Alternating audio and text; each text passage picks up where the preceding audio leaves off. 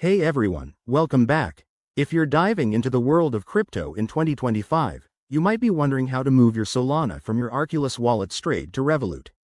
This is a super handy process for managing your assets efficiently, especially with the latest updates making transfers faster and more secure.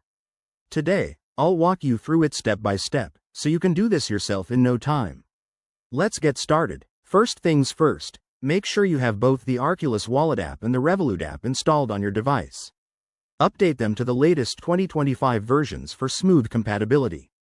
Open your Arculus Wallet and log in with your secure credentials. Once you're in, navigate to your Solana holdings. You'll see a list of your assets.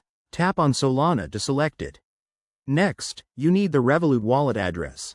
Fire up the Revolut app, go to your crypto section, and select Solana. There, you'll find your unique wallet address. Copy it carefully. Now, head back to Arculus. In the Solana section, look for the Send or Transfer option. Paste the Revolut address into the recipient field, then enter the amount of Solana you want to transfer. Double-check everything to avoid any mistakes. Before you hit Confirm, take a moment to review the transaction fees and estimated time. In 2025, Solana transfers are lightning fast, often under a minute, but fees might vary based on network congestion. Once you're good, confirm the transaction with your wallet's security features, like biometric authentication.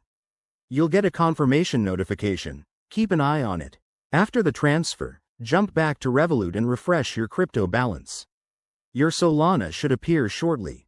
If it doesn't, check the transaction status on a blockchain explorer like Solana's official site. Pro tip: always start with a small test amount to ensure everything works smoothly. And there you have it. That's how you transfer Solana from Arculus to Revolut in 2025. It's straightforward once you know the steps, and it puts you in control of your crypto journey. If you found this helpful, give it a thumbs up and subscribe for more tech tips. Drop your questions in the comments below.